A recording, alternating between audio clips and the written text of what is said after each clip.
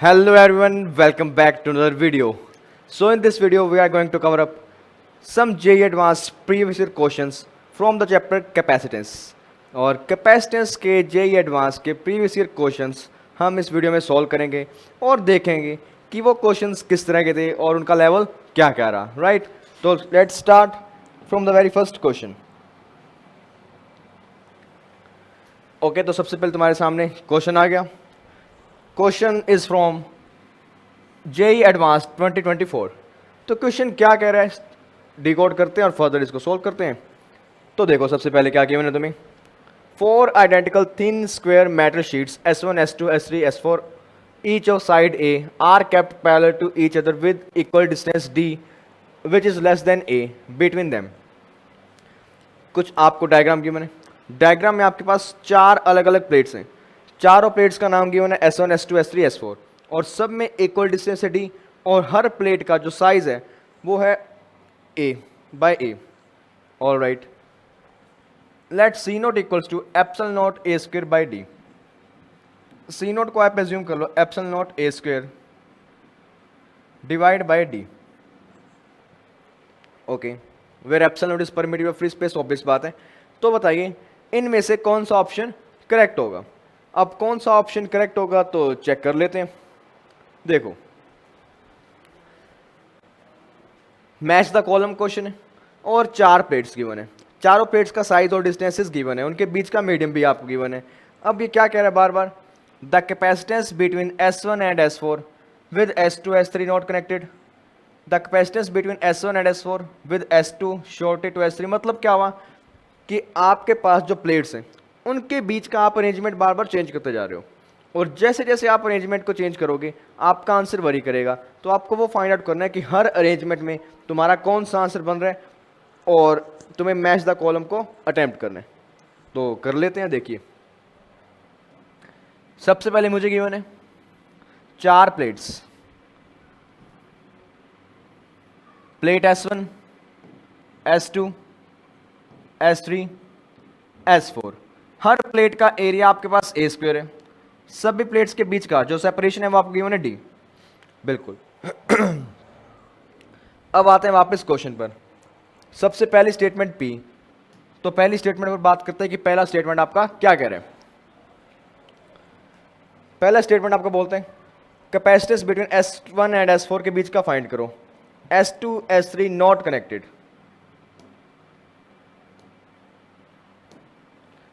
S1 और S4 के बीच का कैपेसिटेंस फाइंड करने और S2 और S3 को आपने बिल्कुल भी नहीं छेड़ा, बिल्कुल भी नहीं छेड़ा.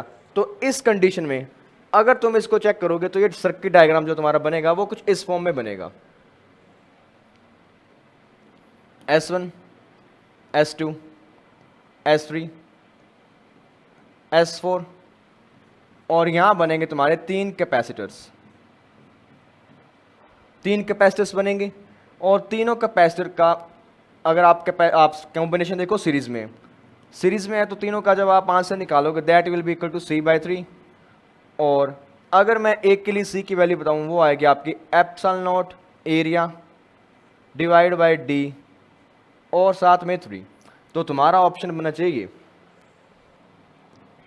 क्या ऐसा कहीं है हमारे पास C नोट की फॉर्म में, तो C नोट की फॉर्म में इसको कन्वर्ट कर दो.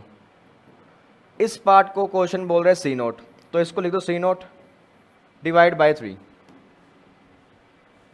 C नोट डिवाइड बाय 3 ये तुम्हारा होगा P का आंसर 3. तो कौन से ऑप्शन में गिवन है P3, P3, P3. तो B ऑप्शन तो हट गया. क्वेश्चन तुम्हारे पास प्लेट्स का सीन है. प्लेट्स का अरेंजमेंट चेंज करोगे ना तो वहाँ कैपेसिटर का जो अरेंजमेंट है वो डिफरेंट आएगा. और ऐसे क्वेश्चन तुम अक्सर करते हो, JEE मेन में भी आते हैं प्लेट्स के कॉम्बिनेशन के. तो उसी से इंस्पायर्ड ये क्वेश्चन है. अब बात करते हैं Q पर. Q का कह रहे हैं आप S1 और S4 के बीच के कैपेसिटेंस फाइंड करो with S2 shorted to S3.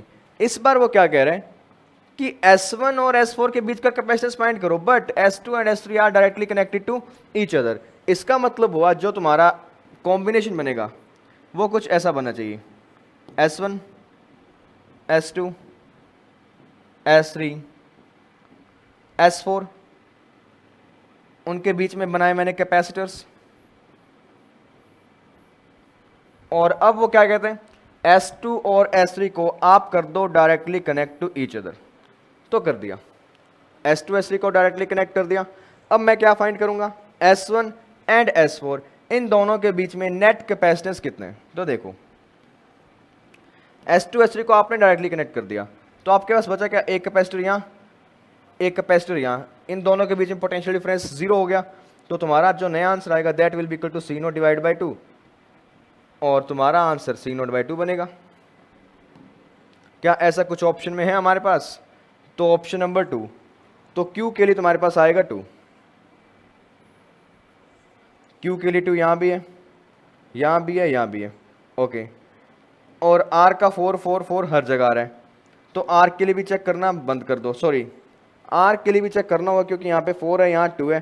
तो एक बार R की बात करते हैं कि R ऑप्शन आपको क्या कह रहे हैं, the capacitance between S1 and S3। इस बार आपको S1 और S3 के बीच का कैपेसिटेंस फाइंड करना है, और कंडीशन क्या गिवन है, S2 और S4 को आपने क्या कर दिया, शॉर्ट। तो डायग्राम तुम्हारा कैसा बनना चाहिए इस केस में, देखो ध्यान से, R का केस है,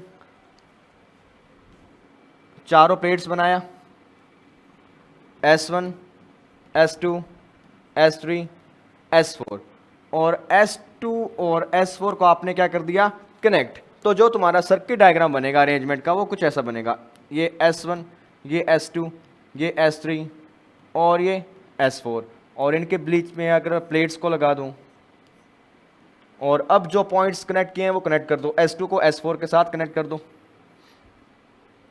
बिल्कुल। अब मुझे फाइंड करना है S1 और S3 के बीच का कैपेसिटेंस। वो कैसे फाइंड करूंगा, ध्यान से देखो, यहां पोटेंशियल मान लो S1, यहां S2, तो यहां भी क्या होना चाहिए, S2, क्योंकि ये आपने शॉर्ट कर दिया, शॉर्ट कर दिया तो मेरा डायग्राम कुछ इस फॉर्म में बनेगा कि आपके ये दो कैपेसिटर जो बच गए, ये दोनों के दोनों क्या होंगे आपके पैरेलल में, S1 S2 S3, और S2 और S4 कॉमन पॉइंट्स है तो ये घूम के इस तरफ ही आ जाएगा। अब इसको सोल्व करोगे, इसका आंसर C, इसकी वैल्यू भी C, इसकी वैल्यू भी C, और सॉरी C0 आएगा। तो इनको अब सोल्व करोगे तुम्हारे पास आएगा C0 2 C0, और साथ में एक C0 सीरीज में। अब इसको सोल्व करोगे तुम्हारा आंसर आया 2 C0 का square divide by 2 C0 plus C0, और तुम्हारा फाइनल आंसर आया 2/3 टाइम्स ऑफ C0। क्या ऐसा कुछ आंसर है हमारे पास, 2/3 टाइम्स ऑफ C0? तो ऑप्शन नंबर 4। तो R का तुम्हारा क्या बनेगा, 4, R का 4 यहाँ है, R का 4 यहाँ है, A और C में से एक करेक्ट होगा। अब हम चेक करेंगे S के लिए कि S का क्या सिनेरियो बनेगा। S की बात करें, capacitance between S1 and S2 find करना है आपको, with S3 shorted to S1, S2 shorted to S4। Diagram बनाते हैं सबसे पहले,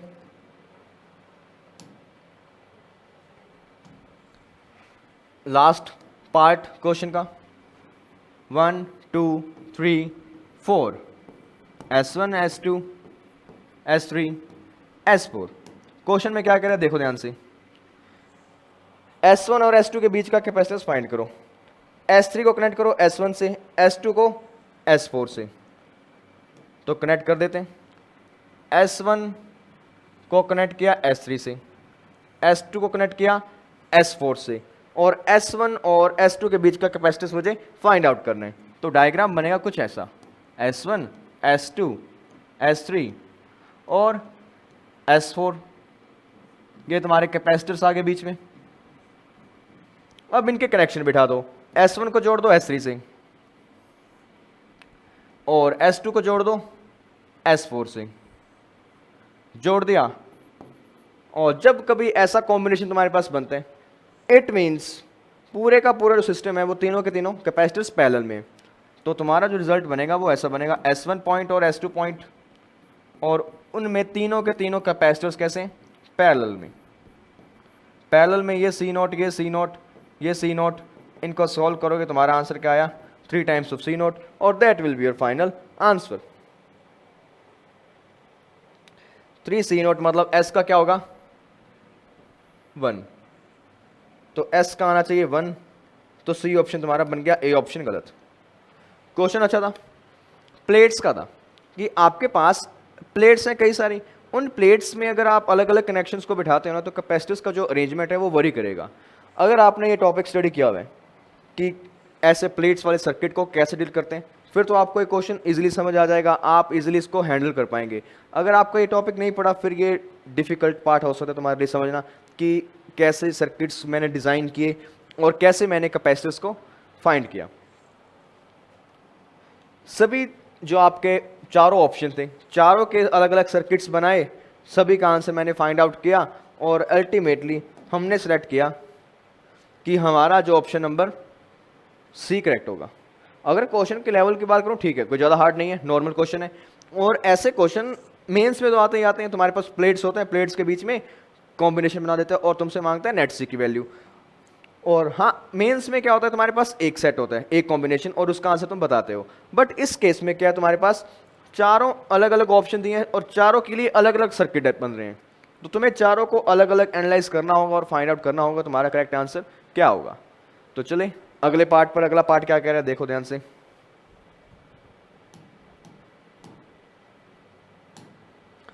so here it is another question. Question क्या कह रहे हैं देखते हैं। जेईई एडवांस 2023 का क्वेश्चन, स्टेटमेंट अच्छी खासी होती है इनकी ऑब्वियस है, और एक डायग्राम भी साथ में देते हैं। तो क्या कह रहे हैं देखो, a container has a base of 50 centimetre and 5 centimetre. आपके पास एक कंटेनर है कुछ इस शेप का, जिसकी बेस 50/5 आपको गिवन है, 50/5 सेंटीमीटर उसका एरिया गिवन है आपको। फर्दर हाइट उसकी गिवन है आपको 50 centimetre. It has 2 parallel electrically conducting walls of each area 50 × 50 centimetre. और इसको अगर आप 3D व्यू से देखो तो इसमें ये 2 पैरेलल प्लेट्स हैं 50/50 सेंटीमीटर की एरिया की। The remaining walls of container are thin and non conducting, और बाकी जो वॉल्स बच गई वो नॉन कंडक्टिंग और थिन है।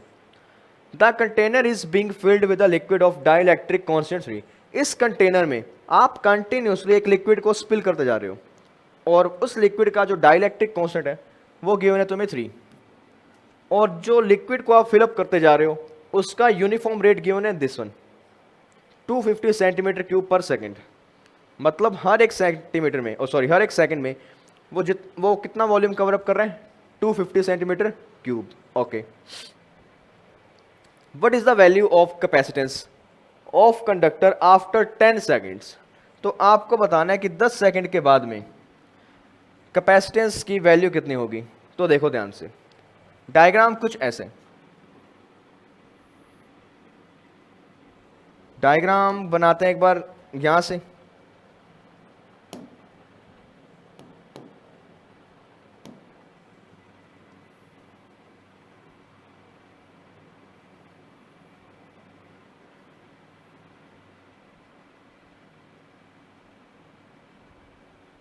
कुछ ऐसा डायग्राम एज्यूम कर लो कि आपके पास एक 3D बॉक्स है और उस बॉक्स की डायमेंशन आपको गिवन है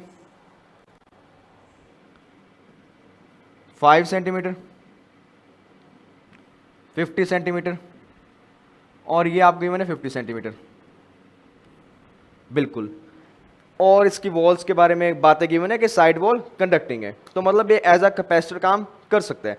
अब क्वेश्चन आपको क्या कह रहे हैं कि आप इसमें कंटिन्यूसली एक डाइलेक्ट्रिक मीडियम को इंसर्ट करवा रहे हो, और डाइलेक्ट्रिक मीडियम इस वे में इंसर्ट करवा रहे हो, वो धीरे धीरे धीरे धीरे इसको फिलअप करता जा रहा है, धीरे धीरे धीरे इस गैप को फिलअप करता जा रहा है, करता जा रहा है, करता जा रहा है, और ऊपर की तरफ वो फिलअप होता जा रहा है बिल्कुल। अब वो कहता है कि हर एक सेकंड में, इन एवरी 1 सेकेंड, लिक्विड जो आप इंसर्ट करवा रहे हो उसका वॉल्यूम कितना इंसर्ट हो रहा है, 250 सेंटीमीटर क्यूब। ठीक है, तो मतलब 10 सेकंड में कितना इंसर्ट करेगा, 2500 सेंटीमीटर क्यूब बिल्कुल। तो अगर मैं कॉमन सेंस लगाऊं, ये 5 सेंटीमीटर, 50 सेंटीमीटर, तो बेस का एरिया कितना आपके पास 250 सेंटीमीटर स्क्वायर। मतलब क्या हुआ कि हर एक सेकंड में जो आपका लिक्विड हाइट फिल कर रहा होगा वो कर रहे हैं 1 सेंटीमीटर की, हर 1 सेकंड में वो 1 सेंटीमीटर फिलअप कर रहे हैं। तो मतलब आफ्टर 10 सेकंड्स वो कितनी हाइट फिलअप करेगा? वो हाइट आपकी फिलअप करेगा 10 सेंटीमीटर। यहां तक वो अपना लिक्विड को फिल कर देगा और तुम्हें फाइंड करना है कि 10 सेकंड पर इसका कैपेसिटेंस कितने। अब मुझे साफ साफ दिखाई दे रहा है कि इनिशियली तो मेरे पास पूरे का पूरा कंटेनर था 3D, उसमें से 10 सेंटीमीटर का पार्ट डाइलेक्ट्रिक से भर गया, ऊपर का 40 सेंटीमीटर क्या है? खाली। 40 सेंटीमीटर में वैक्यूम है। तो आप इसको इजीली सॉल्व कर सकते हो। कैपेसिटर तुम्हारे पास तैयार है और कैपेसिटर की कंडीशन क्या गिवन है कि एक कैपेसिटर पैरेलल प्लेट का जिसके बीच का सेपरेशन आपको गिवन है 5 सेंटीमीटर। ओके, और उसमें आपने डाइलेक्ट्रिक को फिलअप कर दिया जिसका कांस्टेंट आपको गिवन है, शायद 3 गिवन है क्वेश्चन में, और कितनी हाइट तक फिलअप किया? 10 सेंटीमीटर, और ऊपर कितना बचा? 40 सेंटीमीटर। ठीक है, और साथ ही साथ आपको गिवन है ये तो हाइट हो गई और इसकी जो विड्थ है दैट इज 50 सेंटीमीटर। और अब तुम इसका area sorry capacitance easily find out कर सकते हो। तुम इसको तोड़ सकते हो 2 पार्ट्स में, 2 कैपेसिटर्स दोनों पैरेलल में, बिल्कुल, एक में डाइलेक्ट्रिक भरा हुआ है, एक में वैक्यूम भरा हुआ है। वैक्यूम वाले का सेपरेशन 5 सेंटीमीटर और इसका सेपरेशन भी 5 सेंटीमीटर। इसका एरिया लिखोगे 10 सेंटीमीटर बाय 50 सेंटीमीटर, इसका एरिया लिखोगे 40 सेंटीमीटर बाय 50 सेंटीमीटर। अब इनको कर दो सोल्व तो तुम्हारा नेट कैपेसिटेंस आएगा that will be equal to C1 plus C2। C1 की अगर मैं वैल्यू लिखूं एप्सिलॉन नॉट, एरिया लिखो 2000 सेंटीमीटर स्क्वायर है तो मीटर में करोगे 10⁻⁻⁴, डिवाइड बाय सेपरेशन कितने हैं आपके पास? 5 सेंटीमीटर, प्लस इसका कैपेसिटेंस लिखो 3 एप्सिलॉन नॉट ए, एरिया लिखोगे 500 इंटू 10⁻⁻⁴, डिवाइड बाय 5 इंटू 10⁻⁻²। तो ये तुम्हारा आंसर होगा इसको जब सोल्व करोगे। और मैं वैल्यूज को एक बार वेरीफाई कर लूँ कुछ रह तो नहीं गया। आपको एप्सिलॉन नॉट की वैल्यू 9 इंटू 10⁻⁻12 गिवन है, रेट गिवन है, कांस्टेंट वैल्यू 3, बाकी सभी वैल्यूज को इंसर्ट करवाओ, अब आंसर फाइंड आउट कर देते हैं। अब तो इसके बाद कैलकुलेशन का पार्ट रह गया। कैलकुलेशन का पार्ट करो, तुम्हारे पास आंसर आ गया, इसको सोल्व कर देते फर्दर। एप्सिलॉन नॉट अगर मैं कॉमन लूँ मेरे पास क्या बचेगा? 2000 divide by 5 plus 1500 divide by 5 into 10⁻⁻²। Epsilon not की वैल्यू आपको याद है 9 इंटू 10⁻⁻12। 9 क्यों? क्योंकि क्वेश्चन ने कहे, और यहाँ 10⁻⁻²। इसको सोल्व करो और ये तुम्हारा आएगा 400, इसको करोगे 300 और नेट तुम्हारा आंसर आएगा 400 प्लस 3 700, 7 इंटू 9 63। 100 को यहाँ से सोल्व करोगे ये तुम्हारा आंसर आएगा 10⁻⁻12 और तुम बोल सकते हो 63 पिको फैरेड तुम्हारा आंसर होना चाहिए। क्या ऐसा कुछ ऑप्शन में है तुम्हारे? तो ये option number B, option number is your answer. और अच्छा क्वेश्चन था, बिल्कुल सिंपल, कोई ज़्यादा फालतू बकवास नहीं की, सिंपल 1-2 बातें और फटाक आंसर। तो देख लो एक बार दोबारा क्या किया मैंने।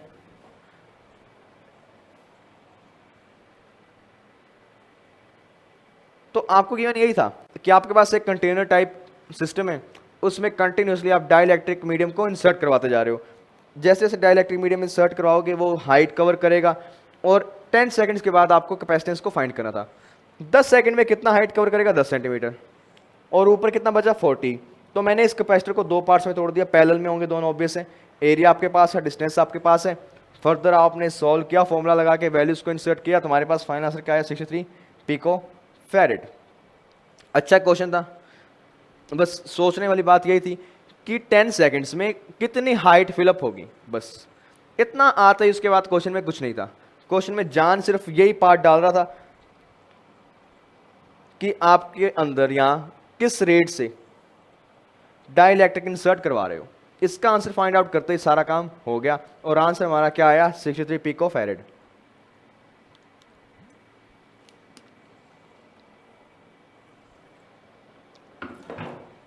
फर्दर आगे चलते हैं। अगला क्वेश्चन क्या कह रहे हैं? Question is from 2017 JEE advance. Question की स्टेटमेंट अगेन बड़ी है। क्या बड़ी है स्टेटमेंट देखते हैं। In the circuit the switch S is closed at time T equal to 0।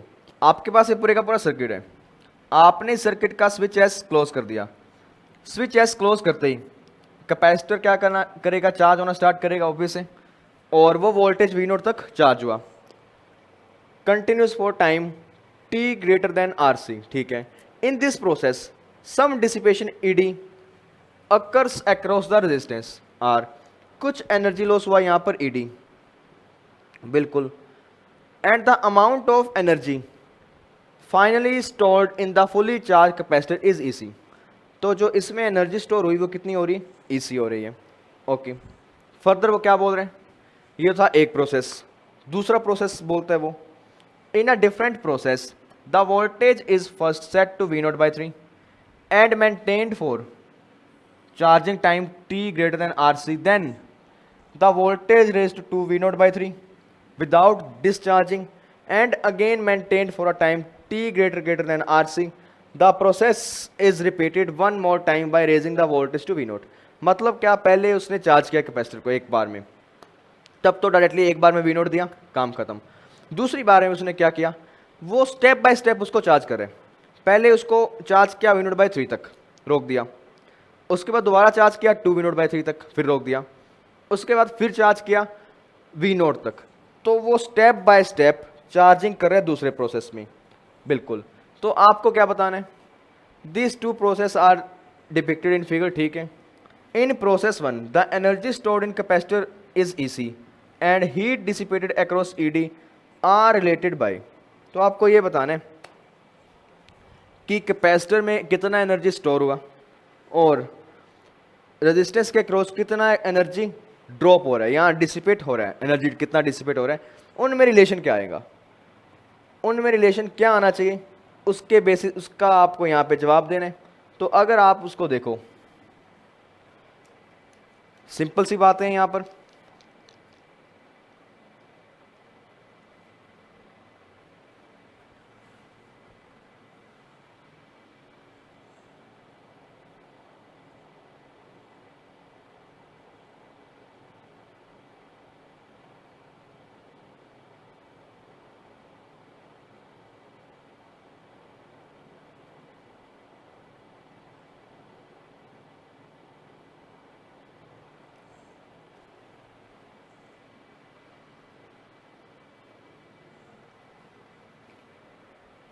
तो आपको यही बताना है इस EC और इस ED की वैल्यू में रिलेशन क्या पॉसिबल है।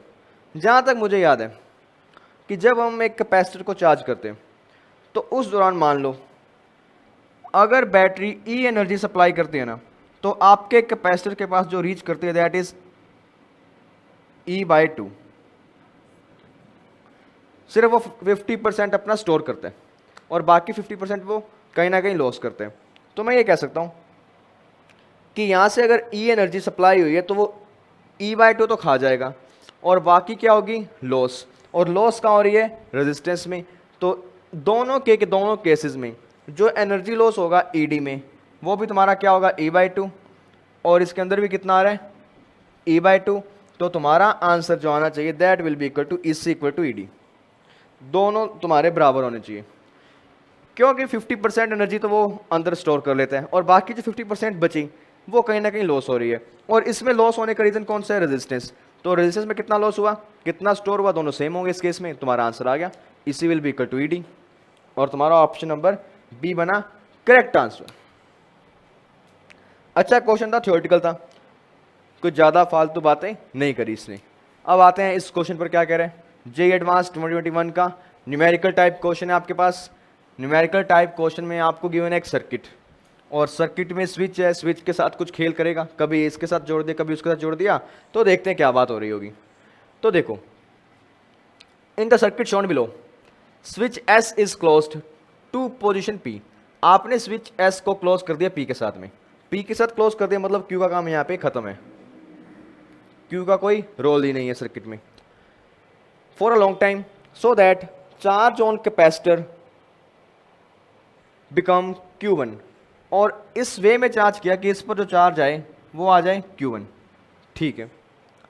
Then switch S is position to Q, फिर आपने यहां से इसको ओपन किया और Q के साथ जोड़ दिया। अब Q के साथ जोड़ोगे तो बैटरी का काम खत्म हो गया इस वाली का, और सर्किट तुम्हारा कौन सा बनता है, ये वाला। Further after a long time the charge on capacitor is Q2 माइक्रोकूलम्ब, फिर उसके बाद में चार्ज आ गया Q2। ओके, हमें क्या फाइंड करना है, द मैग्नीट्यूड ऑफ Q1। तो हमें Q1 की वैल्यू फाइंड आउट करनी है, Q1 की वैल्यू फाइंड आउट करनी है, तो हमें Q2 वाले केस से कोई लेना देना नहीं है, तो हमें क्या करना है, इसको इसके साथ जोड़ देना है, बस जोड़ दिया। अब फर्दर अब इसको करते हैं सोल्व। अब सोल्व करोगे, एक चीज मुझे क्लियर है कि ये ब्रांच का तो कोई काम ही नहीं है, इसका कोई रोल नहीं है। यहाँ बैटरी है तुम्हारे पास, यहाँ बैटरी है। अब जब ये चार्ज होगा, चार्ज होने के बाद एक स्टेडी स्टेट में आएगा, स्टेडी स्टेट में आएगा तो इसके अंदर करंट फ्लो कितना होगा, जीरो। करंट फ्लो जीरो होगा तो यहाँ से अगर करंट चल रहा है आई, वो आएगा यहाँ पर, वही करंट आई यहाँ पर आएगा, फिर वही करंट आई यहाँ से पास होगा, यहाँ से जाएगा, फर्दर वो यहाँ आ जाएगा, इसमें करंट फ्लो जीरो। मुझे क्या फाइंड करना है, चार्ज। मेरे पास सी की वैल्यू है, अगर मेरे पास इस कैपेसिटर के अराउंड पोटेंशियल डिफरेंस की वैल्यू आ जाए तो मैं चार्ज को इजीली फाइंड आउट कर सकता हूं। तो मैं काम यही करूंगा, मैं पोटेंशियल डिफरेंस फाइंड आउट करूंगा। पोटेंशियल डिफरेंस फाइंड आउट करने के लिए मुझे पता होना चाहिए कि करंट कितना है, तो करंट फाइंड कर लेते हैं सबसे पहले। तो लगाओ केवीएल, केवीएल लगाओगे तो तुम्हारी इक्वेशन बनी 2 माइनस प्लस माइनस और माइनस 2 माइनस आई इंटू 2 माइनस आई इंटू 1, और ये माइनस का 1 विल बी इक्वल टू 0। तुम्हारा इक्वेशन बनी 1 will be equal to 3 times of I will be equal to 1/3 ampere. तो मतलब कितना करंट फ्लो रहा होगा, 1/3 एम्पियर का, बिल्कुल इतना काम हो गया। फर्दर इस पॉइंट को मैं नाम दे रहा हूं सी, इस पॉइंट को मैं नाम दे रहा हूं डी। मुझे फाइंड करना है वीसी और वीडी का पोटेंशियल, यानी इनके बीच का डिफरेंस फाइंड कर दूंगा, मेरा आंसर हो गया। तो अब आप क्या करोगे, इस लूप में केवीएल लगाओ, इन लूप 1, लूप 1 में अगर मैं केवीएल को लगाऊं तो मैं बोलूंगा यहां से 1 प्लस 1 इंटू 1/3, और यहां पोटेंशियल कितना है, वीसी, बिल्कुल, और यहां कितना बोलोगे, माइनस वीडी इक्वल टू 0। तो तुम्हारे पास वीसी माइनस वीडी की वैल्यू क्या निकल कर आई, 1 plus 1/3, 3 plus 1/3 that will be equal to 4/3 volt. Potential drop across capacitor कितना है तुम्हारे पास, 4/3 वोल्ट। इतना आ गया, पोटेंशियल की वैल्यू आ गई। मुझे क्या फाइंड करना है, Q1। फॉर्मूला लगाओ C equal to Q1/V। C की वैल्यू 1 माइक्रोफेरेड, पोटेंशियल तुम्हारा कितना, 4/3, और ये Q1, तो Q1 की वैल्यू तुम्हारे पास निकल कर आई 4/3 इंटू 10⁻⁻⁶ कूलम्ब, और ये तुम्हारी Q1 की वैल्यू। और उसने बोला Q1 micro coulomb, micro coulomb है तो तुम्हारा आंसर होना चाहिए 4/3, 4/3 मतलब 1.33 के अराउंड तुम्हारा आंसर इस केस का आना चाहिए। इस केस का अगर आंसर एक बार वेरीफाई कर लें, क्या ये आंसर सही है हमारा,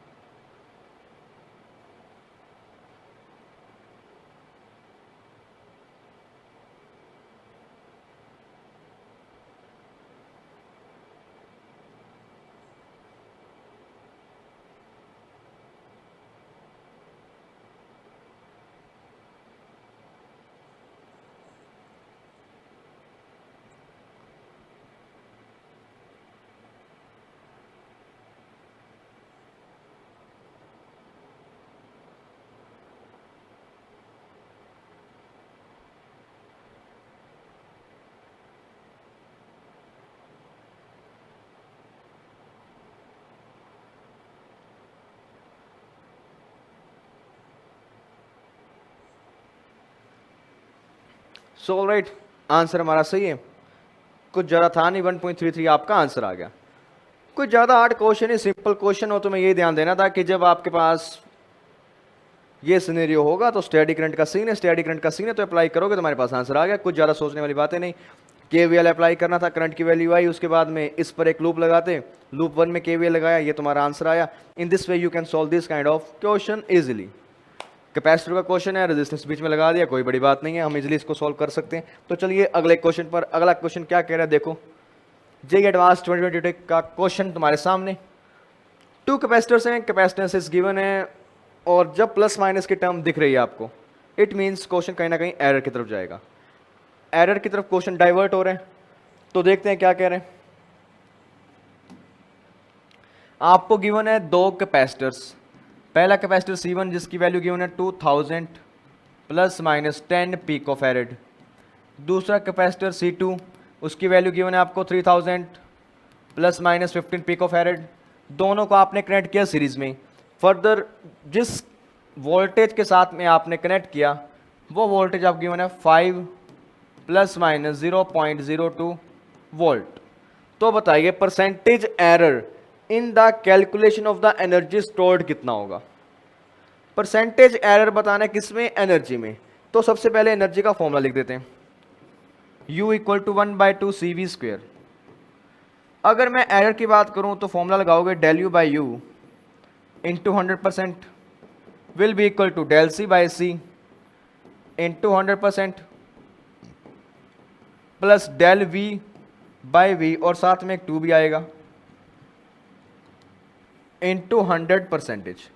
तो ये तुम्हारा एरर का सीन बनेगा यहाँ पर, क्योंकि एरर फाइंड कर रहे हो। फॉर्मूला तुम्हारे पास ये है, C की वैल्यू तो 1 है तो del C बाई सी, और V का स्क्वायर लगा तो 2 मल्टीप्लाई में आ जाएगा। ठीक है, अगर मैं वैल्यूज़ की बात करूँ, मेरे पास कौन कौन सी वैल्यूज़ हैं, कौन कौन सी नहीं है, तो देखो del C बाई सी मेरे पास अभी तक नहीं है, वो मुझे फाइंड आउट करना होगा कहीं ना कहीं से। मतलब एरर इन पोटेंशियल मेरे पास है, और वोल्टेज की वैल्यू भी मेरे पास है, तो ये वैल्यूज़ हैं। मुझे del C और C की वैल्यू चाहिए, तो सबसे पहले मैं C की वैल्यू को फाइंड आउट करता हूँ। C मुझे पता है यहाँ पे सीरीज कॉम्बिनेशन है, सीरीज कॉम्बिनेशन है तो फॉर्मूला लगाओगे C1 C2 divide by C1 plus C2 का। फॉर्मूला लगाया, C1 तुम्हारे पास कितना 2000, C2 3000 divide by C1 plus C2 2000 plus 3000। तुम्हारा आंसर क्या आएगा, 2 3 6 और ये 5, तो तुम्हारा आंसर बना 6000 डिवाइड बाई 5, और बनेगा किस में, पीको में। तो ये तो आ गया तुम्हारे पास C का आंसर, 6000 डिवाइड बाई 5। इसको सॉल्व करोगे जो भी वैल्यूज आएंगे वो बात की बातें हैं। ठीक है, अब फर्दर मुझे निकालना है del C कि एरर कितना आएगा इस कैपेसिटर्स के कॉम्बिनेशन में। अब del C निकालना है, del C कहां से आएगा देखो ध्यान से।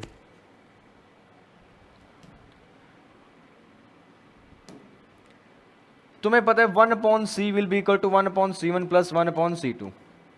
बिल्कुल, अगर मैं डिफ्रेंशिएट कर दूं इस इक्वेशन को, डिफ्रेंशिएट करूंगा तो ये बनेगा मेरे पास minus d C by C square will be equal to minus d C by C1 square minus d C by C2 square. Minus minus अगर मैं कॉमन ले लूँ, ये DC1 या DC2, तो ये बना DC by C square will be equal to DC1 by C1 square plus DC2 by C2 square. अब डिफ्रेंशिएट क्यों किया, क्योंकि हमारे पास जितने भी फॉर्मूलाज आते हैं ना आपके एरर के, वो यहीं ना, वो ओरिजिनेट उसका यहीं से ही होता है। आप उसका डिफ्रेंशिएट करते हो तो जो ऊपर जो टर्म होते हैं डिफ्रेंशिएट वाली, आप उसको बाद में लिखते हो delta, delta C by C square will be equal to del C1 by C1 square plus del C2 by C2 square. Okay, तो del C की वैल्यू आपके पास कितनी आया, C स्क्वेयर मल्टीप्लाई में del C1 by C1 square plus del C2 by C2 square, और ये C square का इस तरफ मल्टीप्लाई में, और ये तुम्हारे पास वैल्यू निकल कर आई del C की।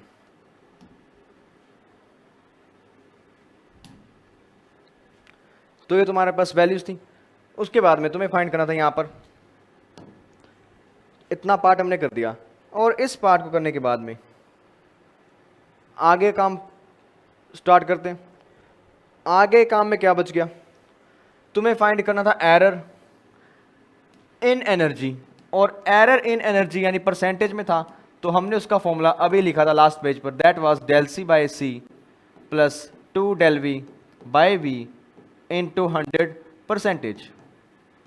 और ये जो तुम्हारा पार्ट है डेल सी, इसकी वैल्यू हमने यहाँ पर फाइंड कर दी, del C one by C one square plus del C two by C two square. और इस वैल्यू को अगर मैं यहाँ पुट करूँ मेरे पास क्या आएगा, del U by U into 100% will be equal to del C by C की अगर मैं वैल्यू को पुट करूँ, एक सी यहाँ गया तो एक सी रहेगा यहाँ पर, ये तुम्हारे पास रिजल्ट में आया del C one by C one square plus del C two by C two square multiplied by C plus 2 del V by V, और सारे का सारा ब्रैकेट 100 के साथ मल्टीप्लाई में। अब वैल्यूज को पुट कर देते हैं। डेल सी वन की वैल्यू कितनी गिवन है आपको,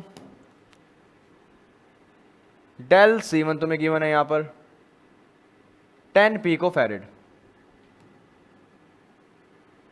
डेल सी वन गिवन है 10, डेल सी टू गिवन था पिछले पेज पर 15, ये वैल्यू थी 2000 और उसका स्क्वायर कर दो, ये वैल्यू थी 3000 और उसका स्क्वायर कर दो, मल्टीप्लाई में तुम्हारे पास है सी की वैल्यू पिछले पेज पर डिराइव की थी, that was 6000 by 5 plus 2 del V की वैल्यू मेरे पास है 0.02 और ये 5 0.02 डिवाइड बाय 5 और कर दो इसको 100 के साथ मल्टीप्लाई, और ये तुम्हारा क्या होगा आंसर। अब इसको करते हैं सोल्व।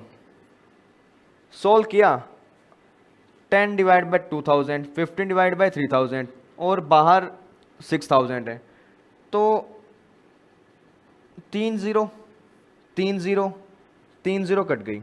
यहाँ क्या बचा तुम्हारे पास 10 divide by 4000 plus 15 divide by 9000 और साथ ही साथ यहाँ पे एक बचा है 1/5 भी प्लस 0.04 डिवाइड बाई 5 इंटू 100, ये भी बच गया। अब वैल्यूज को पुट कर, अब वैल्यूज को और सोल्व करते हैं। ये 5 है तो ये जाएगा 3, ये जाएगा 2 पर, और इसको तुम लिख सकते हो 1/2000 प्लस 1/3000, ठीक है। और इसको 100 से मल्टीप्लाई कर दो भी, प्लस इसको भी 100 से मल्टीप्लाई कर दो, 0.04 into 100 that will be equal to 4/5%। अब यहाँ वैल्यूज को पुट, अब वैल्यूज क्या सॉरी इनको और सॉल्व करते हैं। 00 ये 0 गया, तुम्हारे पास क्या बचा 1/20 प्लस 1/30 और प्लस में क्या आ रहा है 4/5। तो इस पूरे पार्ट को अगर आप सोल्व करोगे 30 और 20 एलसीएम आएगा 600, तुम्हारा 600 एलसीएम आया, 30 आएगा यहाँ आएगा 20 और 5 और ये तुम्हारा आएगा यहाँ पे, जस्ट ए मिनट 120 और ये 480 आएगा, 124 या 480, इनको ऐड करोगे तुम्हारा आंसर क्या आया 51 20 और 53 डिवाइड बाय 600 0 क्या 53/60 और that should be your answer 53/60 और ये आएगा ऑलमोस्ट 0.9 के अराउंड, 0.9 के अराउंड अगर तुम्हारा आंसर आएगा। क्या ये आंसर हमारा सही होना चाहिए?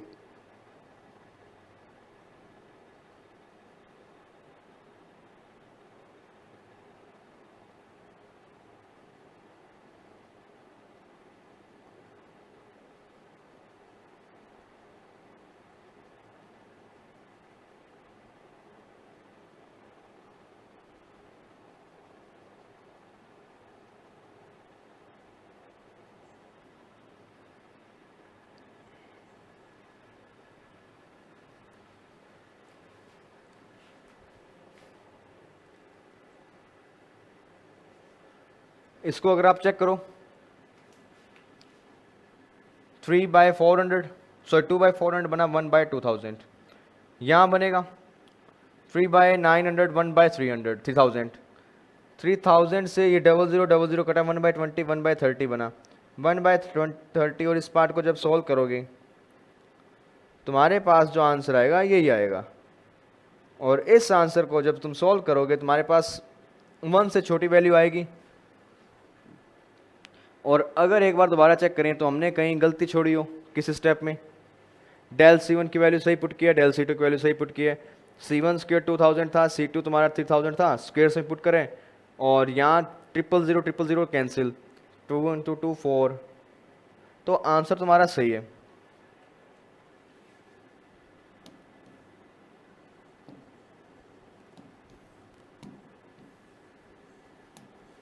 तो तुम्हारा आंसर आएगा ऑलमोस्ट 0.9% के around. So that will be your answer. तो चलते हैं अगले क्वेश्चन पर। अगला क्वेश्चन क्या कह रहे हैं, तो देखो अगला क्वेश्चन, उससे पहले अगर पिछले क्वेश्चन पर वैसे बात करें, पिछले क्वेश्चन में एरर की बातें थी, बट इसमें कैलकुलेशन थोड़ी सी टिपिकल थी जिस कारण से आंसर वरी कर सकते हैं, और प्रोसेस यही रहेगा सॉल्व करने का, प्रोसेस तुम्हारे सामने, और इस वे में तुम इसको सॉल्व इजीली कर सकते हो। अब चलते हैं अगले पार्ट पर। ऑलराइट, तो क्वेश्चन क्या कह रहा है देखते हैं।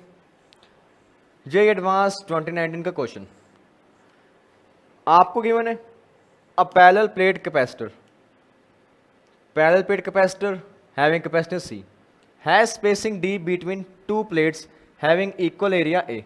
कुछ ऐसा सीन तुम्हें गिवन है, ये एक पैरेलल प्लेट कैपेसिटर जिसका सेपरेशन तुम्हें गिवन है D, और एरिया ऑफ प्लेट गिवन है तुम्हें A। अब आगे, the region between plates is filled with n dielectric layers, और इसके बीच का जो रीजन है ना उसमें आपने n number of dielectric layers को इंसर्ट करवा दिया, मतलब काफी सारी डाइलेक्ट्रिक लेयर्स को इंसर्ट करवा दिया। ठीक है, अब फर्दर वो क्या बोलते हैं कि parallel to its plate each with thickness this, सभी की थिकनेस जो लिखोगे वो इतनी होगी, मतलब अगर डिस्टेंस D है और सभी प्लेट्स n है तो हर एक प्लेट की जो थिकनेस आएगी ना वो कितनी आएगी, D/n। एक बात ये हो गई। अब आगे चलते हैं। The dielectric constant of mth layer is Km, और हर एक लेयर का डाइलेक्ट्रिक कांस्टेंट अलग अलग है। किसी भी एक रैंडम लेयर के लिए उसने मान लो उसकी वैल्यू mth नंबर आ रहा है, तो उसका जो डाइलेक्ट्रिक कांस्टेंट है वो है तुम्हारा K1 + m/n। ऑलराइट, तो बताइए अगर n 1000 से बहुत ज्यादा हो तो नेट कैपेसिटेंस कितना आएगा, उसमें से अल्फा की वैल्यू बतानी है, यहाँ अल्फा क्या आना चाहिए। तो देखो मुझे साफ दिखाई दे रहा है मल्टीपल लेयर्स हैं सीरीज में, तो कहीं ना कहीं इंटीग्रेशन की फील आती है ऐसे क्वेश्चंस में, क्योंकि आपके पास काफ़ी सारे लेयर्स हैं, तो जब आप इसको इंटीग्रेट करोगे आपके पास आंसर आएगा। तो इंटीग्रेट करने के लिए मुझे क्या चाहिए होता है, एक कैपेसिटेंस, और उसको मैं इंटीग्रेट करूँगा, और यहाँ पर सीरीज में है, तो सीरीज में है तो मैं क्या लिखूँगा, एक छोटे से पार्ट का कैपेसिटेंस DC, और उसका करूँगा मैं इंटीग्रेट पूरे की पूरी लिमिट से यहाँ से लेके वहाँ तक, और वो मेरा क्या होगा, नेट कैपेसिटेंस का आंसर। तो अब मुझे क्या चाहिए, एक किसी छोटे से पार्ट का कैपेसिटेंस। तो देखो एक छोटे से पार्ट का आप कैपेसिटेंस देखोगे तो उसको क्या लिखोगे, DC को आप लिखोगे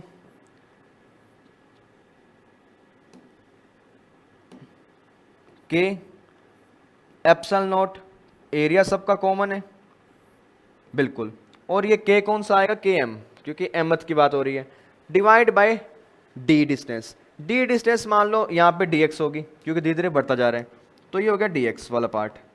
ऑलराइट, अब इस DC को क्या लिखोगे तुम, Km की वैल्यू पुट की, K divide K into 1 + m/n ε0A divided by dx।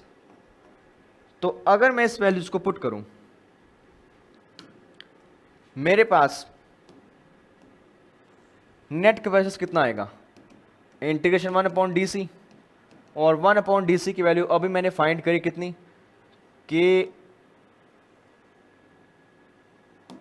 Into 1 plus M by N epsilon naught A, और ये तो डी सी की वैल्यू है, इसको रिवर्स करना होगा हमें, तो इसको इन्वर्स कर दो। डी सी की वैल्यू हमने अभी फाइंड की थी, एप्सल नॉट के 1 plus M by N epsilon naught A divided by D X. तो इसको फ्लिप करोगे तुम्हारे पास रिजल्ट क्या आएगा, D X divided by K into 1 plus M by N epsilon naught A. तो एक वाई बारी है कि इंटीग्रेशन किसका हो रहा है, डी एक्स का यानी लेंथ का, और लेंथ पर लिमिट लगाओ कितनी होगी, विड्थ सेपरेशन यानी 0 से d तक जाएगा। ठीक है, अब फर्दर m बाय n वाले पार्ट को भी करेंगे रिप्लेस। m बाय n, इस m बाय n का मतलब क्या हुआ आपके पास, अब उसको रिप्लेस करेंगे कहीं और से। देखो ओके, अगर मैं बात करूं किसी डिस्टेंस x की, x डिस्टेंस की बात करता हूं, उस x डिस्टेंस में प्लेट्स आ रही होंगी m, तो आप उसके लिए ये चीज लिख सकते हो इस चीज से इंस्पायर्ड। अगर टोटल डिस्टेंस d है, नंबर ऑफ कैपेसिटर n है, यानी टोटल विड्थ आ गई। अगर आपके पास टोटल m कैपेसिटर आ रहे हैं तो उसकी टोटल विड्थ मान लो आप लिखते हो x, तो आप उसको ऐसे लिख सकते हो x बाई एम। तो यहां से अगर मैं x m बाई एन की वैल्यू देखूं तो m बाई एन मेरे पास कितना आएगा, x by D, x by D. कैसे आया, ये पूरे के पूरे कैपेसिटर का लेंथ डिवाइड बाय कितने नंबर ऑफ कैपेसिटर्स हैं, सॉरी कितने नंबर ऑफ लेयर्स हैं, और ये x के छोटे से पार्ट का लेंथ, और उसके डिवाइड में क्या है तुम्हारा, उसमें कितने कैपेसिटर्स आ गए, सॉरी कितनी प्लेट्स आ गए m। तो m बाई एन को आप लिखोगे x बाई डी, तो dc की वैल्यू तुम्हारे पास हो गई, सॉरी यहां वैल्यू को पुट करो। फर्दर इसको अब सोल्व करेंगे, इंटीग्रेशन 0 से d dx divide by k 1 plus m by n की वैल्यू अभी देखी थी कितनी है, x डिवाइड बाय d और एप्सल नॉट a। और अगर मैं यहाँ एलसीएम लूँ मेरे पास क्या आएगा, ये 0 से d dx k d plus x साथ में एप्सल नॉट a, और ये डिवाइड d ऊपर जाएगा तो यहाँ आ गया कांस्टेंट है। कांस्टेंट टर्म्स को बाहर ले लो, d divide by k एप्सल naught a, अंदर क्या बचा 0 से d dx divide bye d plus x। अब इसका कर दो इंटीग्रेशन, 1 अपॉन x का फॉर्मूला लगेगा, लॉग बनेगा, यहाँ लॉग बना दो d divide by k एप्सल naught a। अब लॉग बनाया तो ये बनेगा ln d plus x, limit कितनी 0 से d। अब लिमिट को पुट करो, लिमिट को पुट करोगे तुम्हारे पास वैल्यूज आएंगी कुछ ना कुछ। अपर लिमिट पुट करूंगा, d पुट करूंगा तो ये बनेगा ln 2d, lower limit put की ये बना ln d, ln a minus ln b, तो l m बाई n का फॉर्मूला लगा दो, तो ये बनेगा log 2d divide by d, d से d कटा log 2 आया, और मेरा आंसर क्या आ रहा है, d divide by k एप्सल naught a log 2। और ये किसकी वैल्यू आई है, 1 अपॉन सी की। 1 अपॉन सी बोले तो कैपेसिटेंस पूरे का पूरा कैपेसिटर का, इसको इन्वर्स करोगे तो ये सी की वैल्यू आ गई, k एप्सल naught a divide by d ln 2, और ये तुम्हारा आएगा नेट कैपेसिटर। और आंसर में क्या गिवन है, k एप्सल naught a d ln 2, और अल्फा की वैल्यू तुम्हें फाइंड करनी थी तो अल्फा कंपेयर करोगे तो अल्फा तुम्हारा यहाँ आएगा, कितना आ रहा है 1, और ये तुम्हारा answer alpha would be equal to 1, और ये तुम्हारा फाइनल आंसर होना चाहिए। बहुत अच्छा क्वेश्चन, और सारे का सारा क्वेश्चन इंटीग्रेशन बेस्ड था। इंटीग्रेशन करोगे, इसको सोल्व करोगे, आंसर हो जाएगा।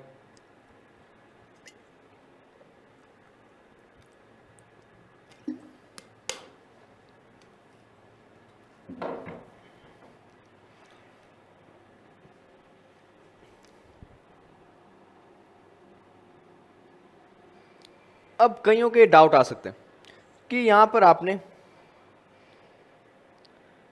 इस m बाई एन को रिप्लेस क्यों किया।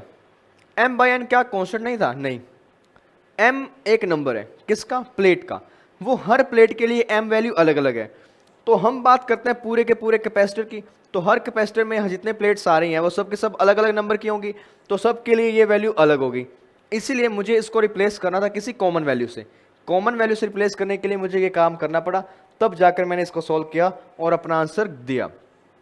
बहुत अच्छा क्वेश्चन था, इंटीग्रेशन का प्रॉपर यूज करवाया गया और आंसर फाइंड आउट करवा दिया। अब आगे क्या कह रहा है, लास्ट क्वेश्चन ना इस पूरी हमारी वीडियो का। तो क्वेश्चन में आपको गिवन है 3 identical capacitors C1, C2 and C3।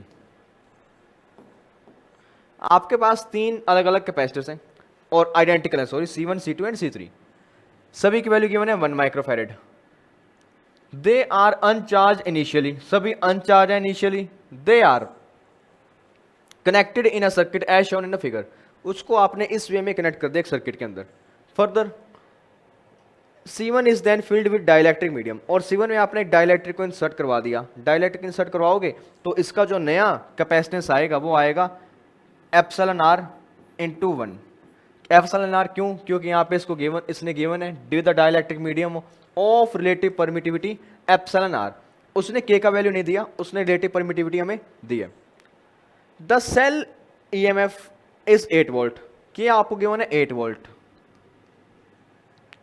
First the switch S1 is closed while S2 is kept open, तुमने इसको क्लोज किया, इसको ओपन रखा, तो सर्किट तुम्हारा कौन सा काम करेगा? ये बाहर वाला पूरे का पूरा, ठीक है। When capacitor C3 is fully charged S1 is open, जब C3 चार्ज हो गया ना, तुमने S1 को तो ओपन कर दिया और S2 क्या कर दिया? हाथों हाथ क्लोज कर दिया। तो बताओ जब सभी कैपेसिटर अपने इक्विलिब्रियम में आएंगे तो charge on C3 is found to be 5 coulomb, तो एप्सिलॉन आर की वैल्यू बताओ। तो ऐसी ऐसी बात है। तो वो कहता है कि जब आप S2 को क्लोज करते हो, ये तीनों इक्विलिब्रियम में आ गए, इक्विलिब्रियम में आ गए, और वो कहता है कि C3 पर अगर चार्ज की वैल्यू 5 है, तो बताइए इसका एप्सिलॉन आर कितना होगा? तो अभी देख लेते हैं। तो केस 1 को डिस्कस करता हूं मैं। केस 1, जब आपका S1 क्लोज है, S1 is closed, S2 is open, जब ये सीन होगा ना, तुम्हारा डायग्राम ये बनेगा, ये 8 वोल्ट की बैटरी, ये कैपेसिटर C3, तो ये तुम्हारा 8 वोल्ट आएगा। इसकी वैल्यू कितनी है? 1 माइक्रोफैरेड, और इसके अराउंड पोटेंशियल कितना होगा? 8 वोल्ट। अगर 8 वोल्ट कैपेसिटेंस, ओ सॉरी वो पोटेंशियल आ गया, 1 माइक्रोफैरेड क्या आ गया तुम्हारे पास? कैपेसिटेंस। तो तुम यहां पे चार्ज बता सकते हो, Q will be equal to C into V, तो तुम्हारा चार्ज कितना आएगा? 8 माइक्रोफैरेड। बिल्कुल, मतलब मैं बोल सकता हूं कि उस केस में 8 माइक्रोफैरेड इस पर चार्ज आ गया। अब चलते हैं दूसरे केस में। केस 2, S1 ओपन कर दिया तुमने और S2 क्या कर दिया? क्लोज। अब तुम्हारा डायग्राम बनेगा कुछ ऐसा, ये C1, ये C2 और ये C3। C1, C2, C3, इसका कैपेसिटेंस लिखोगे एप्सिलॉन आर इंटू 1, इसका 1, इसका भी 1 है तुम्हारे पास। अब तुम्हें यह पता है यहाँ पोटेंशियल डिफरेंस कितने? 8 था, तो मतलब इसके अराउंड भी कितना होगा? 8 होगा। इस पर चार्ज इनिशियली कितना था? 8। अब वो चार्ज कुछ ना कुछ बटेगा यहाँ पर, अब वो कितना बटेगा, कैसे बटेगा, उस पर भी उसकी वैल्यू भी फाइंड आउट कर लेंगे हम। तो मुझे क्या फाइंड करना है यहाँ पर? सबसे पहले मुझे यहाँ फाइंड करना है कि आपके इस सिस्टम के अंदर इस C1 की वैल्यू नेट क्या होगी, यानी इसका C1 का कैपेसिटेंस कितना आएगा, तो वो फाइंड आउट करने। उसके लिए मैं क्या कर सकता हूँ, यहाँ पर, यहाँ अगर 8 वोल्ट है तो यहाँ मैं 8 वोल्ट मान लेता हूँ, यहाँ 8 वोल्ट माना। फर्दर तुम्हारे पास यहाँ चार्ज था 8 माइक्रोफैरेड,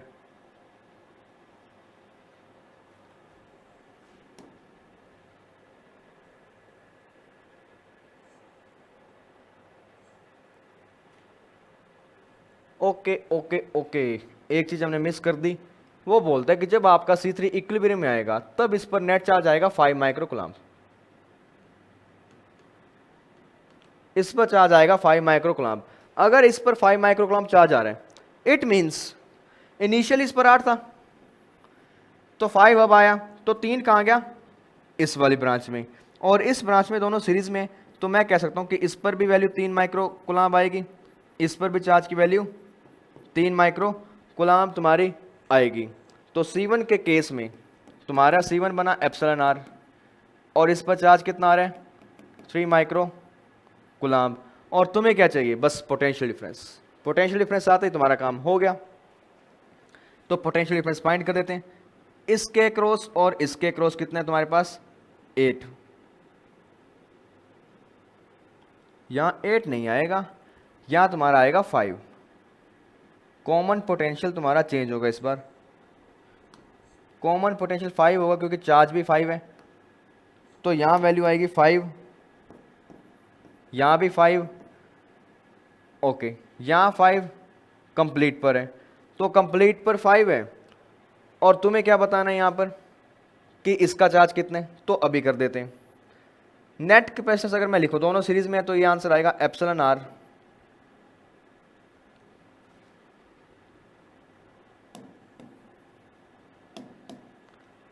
इसको आप ऐसे लिखोगे, इसका पोटेंशियल डिफरेंस प्लस इसका पोटेंशियल डिफरेंस दोनों का कितना आएगा 5 के बराबर। इसके लिए V1 लिखोगे और V2 लिखोगे, दोनों का सम 5। V1 की वैल्यू मैं लिखूं, फॉर्मूला तुम्हारे पास है C equal to Q by V, तो V का फॉर्मूला बना Q बाई C, तो Q तुम्हारे पास 3 माइक्रो कूलाम आ रहा है दोनों के केस में, डिवाइड बाय इसके ऊपर जो पोटेंशियल है वो एप्सिलॉन आर, प्लस V2 का लिखोगे 3 माइक्रो कूलाम चार्ज आ रहे हैं, डिवाइड बाय 1, और नेट तुम्हारे पास पोटेंशियल डिफरेंस कितना है 5 वोल्ट। बिल्कुल, अब इसको कर दो solve. 5 micro coulomb divide by 1, ये तुम्हारा बनेगा 5 माइक्रो फेरेड है, तो माइक्रो माइक्रो कैंसिल, ये बना 3 वोल्ट, ये सिर्फ जाएगा 3 माइनस 2, और ये सब डिवाइड में आएगा, एप्सिलॉन आर की वैल्यू बनेगी यहाँ पे 1.5। तो एप्सिलॉन आर की वैल्यू तुम्हारे पास आनी चाहिए 1.5 इस पूरे क्वेश्चन को सोल्व करने के बाद में। कैसे, तुम्हारे सामने ये 3 micro coulomb divide by 1 micro farad है, और यहाँ भी माइक्रो फेरेड आ रहा है, micro micro cancel, 3 by 5 minus 3 2, और एप्सिलॉन आर तुम्हारा आएगा 3 डिवाइड बाई 2, तुम्हारा आंसर आया 1.5, और that will be your answer 1.5। ठीक है, क्वेश्चन था अच्छा सा, बस कैपेसिटेंस के कॉम्बिनेशन थे, बट इसमें 2 थे। वैसे जनरली हमारे पास एक वाला आता है मेंस में, बट एडवांस में उसने 2 कैपेसिटर दे दिए पैरेलल में। तो तुम्हें ये देखना था कि पोटेंशियल डिफरेंस कॉमन क्या आ रहा है और चार्जेस कैसे डिस्ट्रीब्यूट होंगे, और उसके बेसिस पर तुमने क्या बता दिया, आंसर बता दिया। बिल्कुल, तो इसका आंसर आ गया तुम्हारा 1.5। So that is how you have to solve this kind of questions. तो इस वीडियो को अपने यहीं खत्म करते हैं। इस पूरी वीडियो में हमने बहुत सारे क्वेश्चंस किए, जेईई एडवांस के सब PYQs थे, और 2-3 क्वेश्चन थोड़े से हार्ड थे जिनमें इंटीग्रेशन या कुछ एक्स्ट्रा एफर्ट्स लगवाए गए। बाकी वही नॉर्मल क्वेश्चन, और कैपेसिटेंस अगर एडवांस लेवल की बात करें तो काफ़ी हद तक ठीक चैप्टर है, उसमें ज़्यादा टिपिकल क्वेश्चन नहीं आते, स्ट्रेट फॉरवर्ड क्वेश्चन रहते हैं और अटैम्प्ट होने लायक रहते हैं। So alright, that is the end of the video. Thank you for watching the video. Keep studying, keep working hard.